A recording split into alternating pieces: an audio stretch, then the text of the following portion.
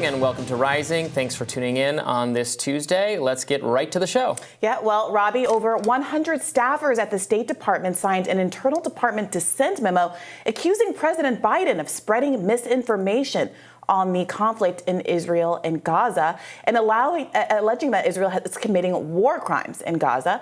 Now, in response, Secretary of State Antony Blinken released his own internal note telling department employees that we're listening to those who disagree with approaches we are taking. The Palestinian Health Ministry reports over 11,100 Gazans have been killed since October 7th. While there's no breakdown between fighters and civilians, most of the dead are women and children. The United Nations, which has lost more than 100 of its employees, has described Gaza as a graveyard for children. President Biden was asked to respond to criticism Israel has faced over its bombing of Gaza's largest hospital, and here's what he had to say. Well, I have not been reluctant in expressing my concerns what's going on.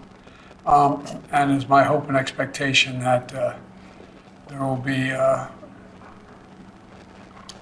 less intrusive action relative to the hospital.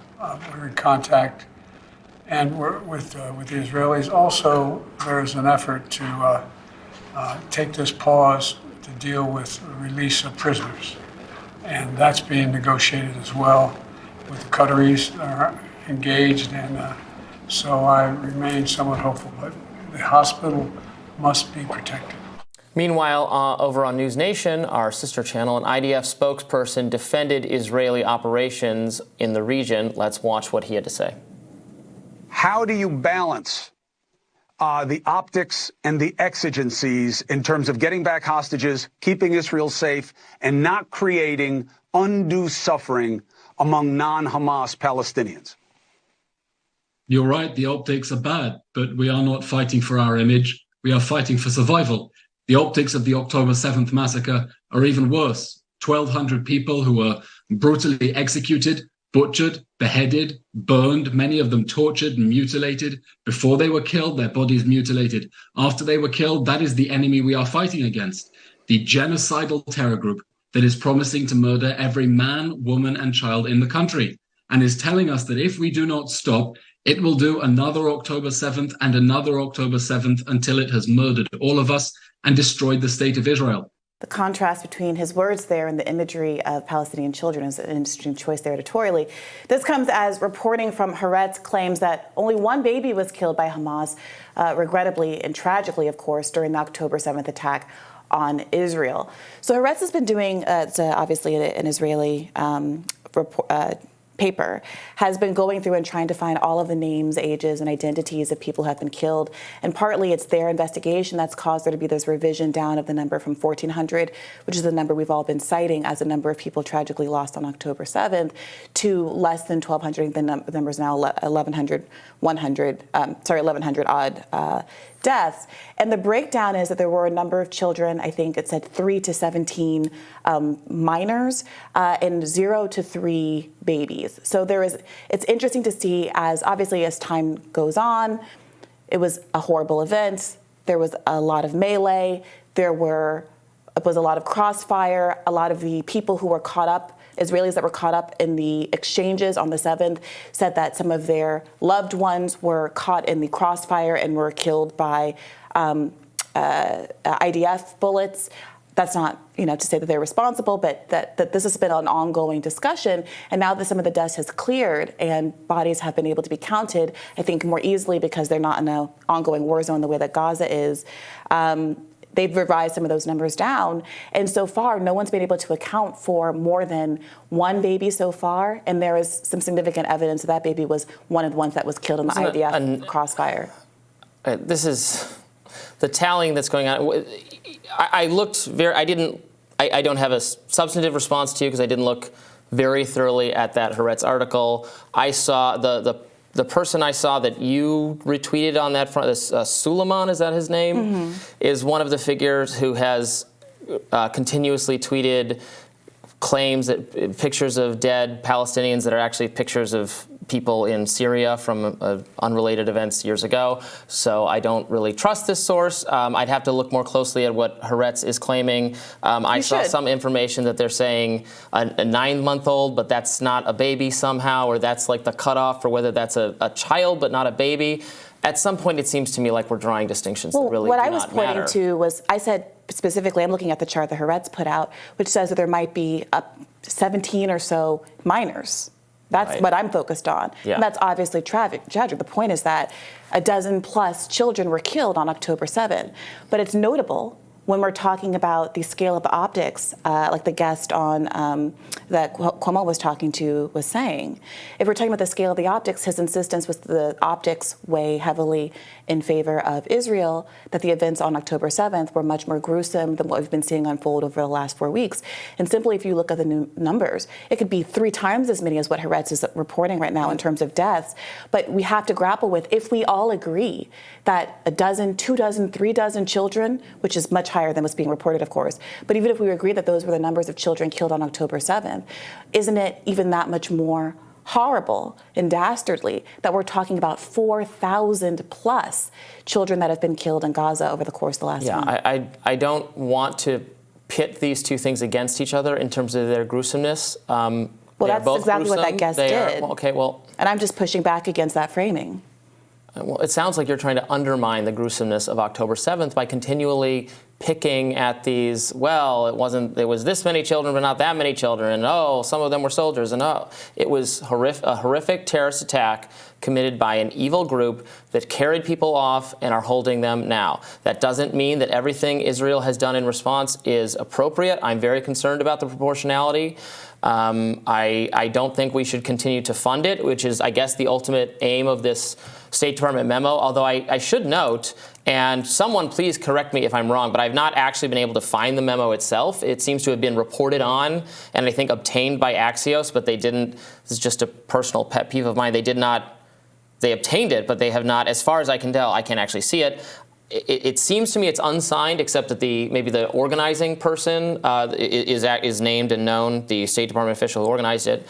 I think dissent is good, and government employees who disagree with this policy should speak up. And if their ultimate goal is to discontinue funding to Israel, that's a goal I agree with. I don't like the spreading misinformation framing coming from the interior of the deep state. We have a bad history with them using that term and being wrong, including what they said, again, government employees broadly defined, experts, national security experts, saying, for instance, the Hunter Biden laptop is misinformation. So I wish they'd steer clear of that term. Oh, I thought it was ironic and a good use of the word, given how much the State Department itself and government agencies themselves have used that terminology as a cudgel against people trying to tell the truth.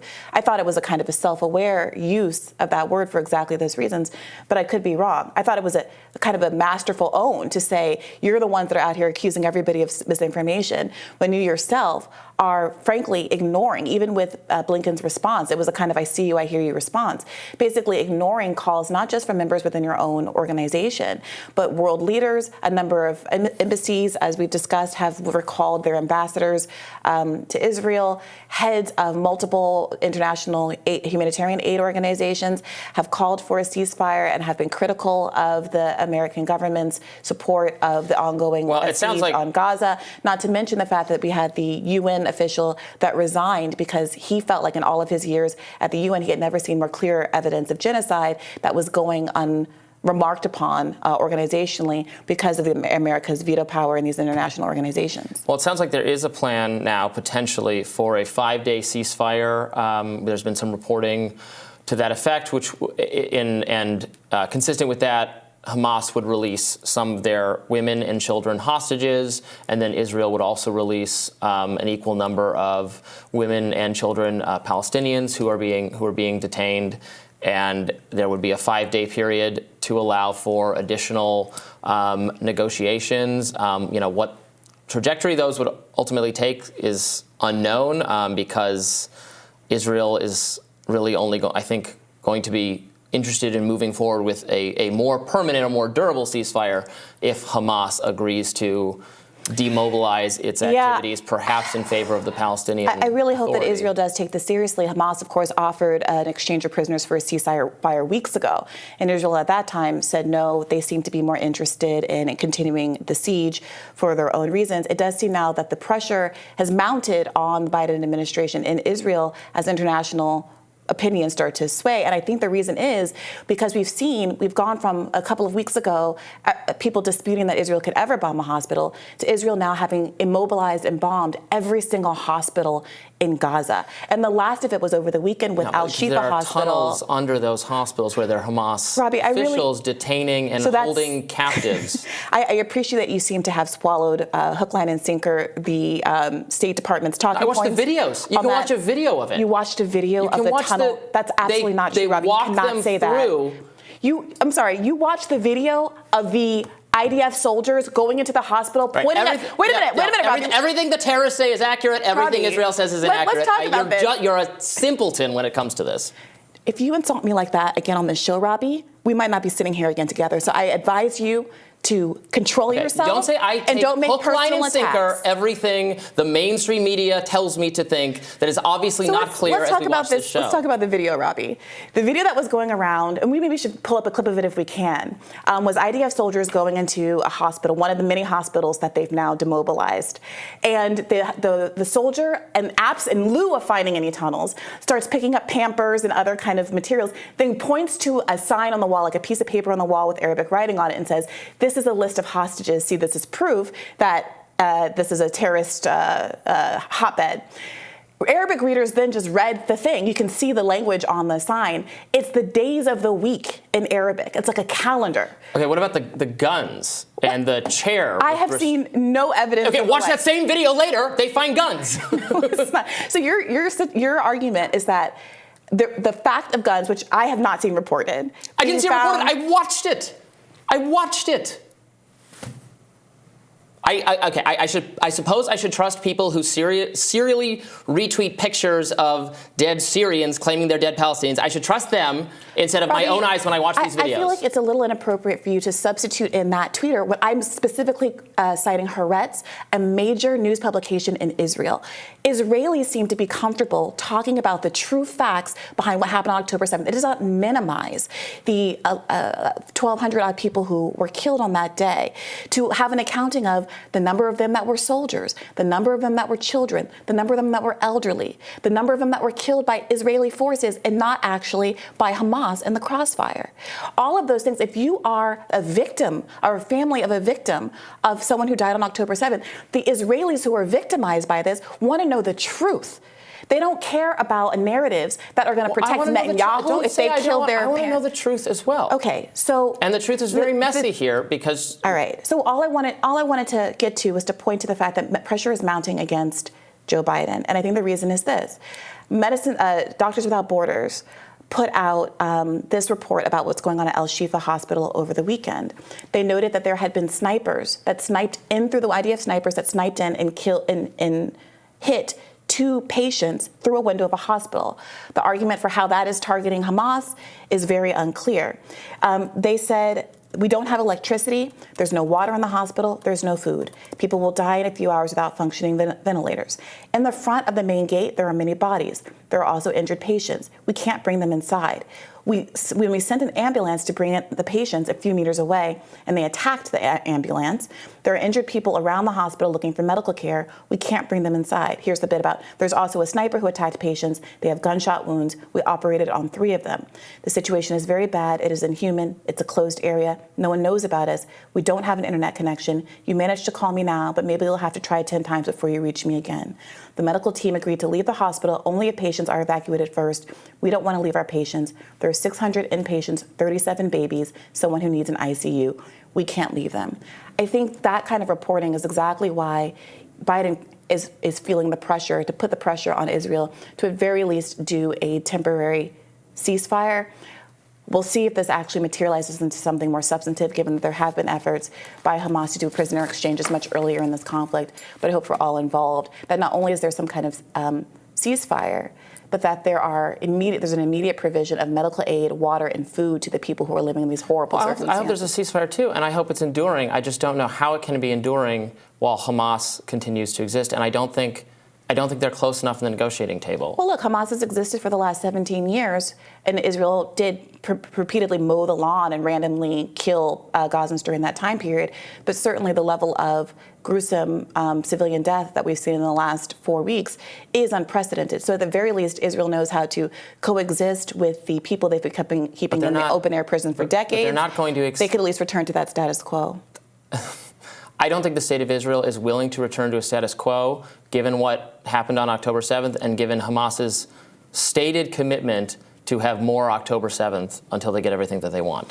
Yeah, I think that's right. I don't think that Gazans are willing to continue to live indefinitely in an open-air prison in violation of international law. I'm talking about Hamas. Right, and Hamas... Does Hamas need to be the governing body of the people in Gaza? I don't know. Do you want to hold another election? Do you want to... Of course. Wait, but do you want to do regime change? Because this is what Hillary Clinton was being criticized for just in the last week for saying that I don't want to misquote her, but she said something along the lines of we should have been guaranteed more closely the outcome of that election. Like we should have controlled the outcome of the election. Well, hopefully it can be done via diplomacy. But the state of Israel is not going to tolerate Hamas on its borders, given what happened. That's evident, and that's why we're seeing ethnic cleansing and genocide. And Hamas is not going to tolerate the existence of the state of Israel. So this idea that there could be that is a fantasy we're projecting onto them. Both sides have wanted to fight, so they're fighting, and innocent people are dying by the thousands. And it's terrible, but that's the way it's going to be unless Hamas is dealt with. But I hope there's an enduring ceasefire and they work things out, because I don't like seeing these images of blown apart people on either side of this conflict, and I don't think U.S. policy should continue to endorse or support it, and I wouldn't have thought U.S. policy should do that anyway. It's not really our business. It doesn't serve our security interests. It's our money, not theirs. So we don't have disagreement on that, but we will continue to monitor. I apologize for what I said and losing my temper earlier. I did not mean to also imply that you are a state. No, you're fine. This one's on me. You're fine. More Rising right after this.